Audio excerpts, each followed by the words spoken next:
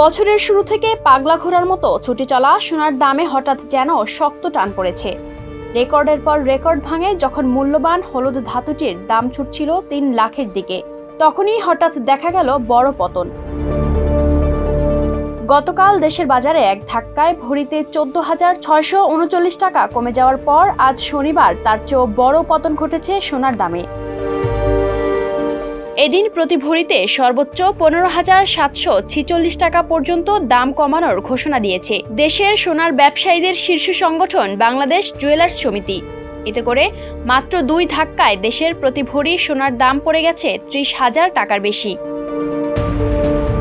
নতুন নির্ধারিত দাম অনুযায়ী ভালো মানের অর্থাৎ ২২ ক্যারেটের প্রতি ভরি সোনার দাম নেমে এসেছে ২,৫৫,৬১৭ টাকায়। বাজার সংশ্লিষ্টদের মতে আন্তর্জাতিক বাজারে দর পতনের প্রভাবে স্থানীয় বাজারে সোনার দাম নতুন করে সমন্বয় করা হয়েছে। বাজুসের বিজ্ঞপ্তি অনুযায়ী শনিবার ১০টা ১৫ মিনিট থেকে নতুন এই দাম কার্যকর হয়েছে। হঠাৎ উল্টো পথে ছুটছে সোনার দাম, নেপথ্যে যে কারণ। যদিও সংগঠনটি জানিয়েছে তেজাবি পিওর গোল্ড সোনার দাম কমে যাওয়ায় স্থানীয় বাজারে দাম কমেছে, তবে মূল কারণ হচ্ছে আন্তর্জাতিক বাজারে সোনার দামে বড় ধরনের পতন হয়েছে। বিশ্বজুড়ে সোনা ও রূপার দামের নির্ভরযোগ্য ওয়েবসাইট গোল্ড প্রাইস ORG সূত্রে জানা যায়, শনিবার সকালে আন্তর্জাতিক বাজারে প্রতি আউন্স সোনার দাম $৪,৮৯০ নেমে এসেছে। এর আগে বৃহস্পতিবার আউন্সে $৫,৫৫০ ছাড়িয়েছিল সোনার দাম। বাজুসের নতুন দাম অনুযায়ী দেশের বাজারে এখন সবচেয়ে ভালো মানের অর্থাৎ ২২ ক্যারেটের এক ভরি সোনার দাম পড়বে ২,৫৫,৬১৭ টাকা। এছাড়া ২১ ক্যারেটের প্রতি ভরি সোনার দাম ২,৪৪,০১১ টাকা।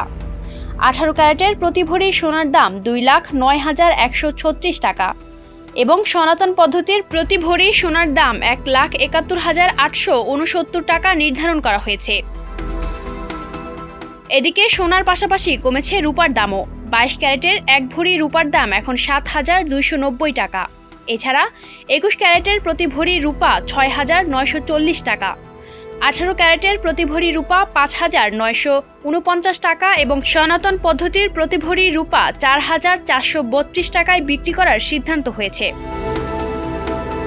Desk report, campus Times.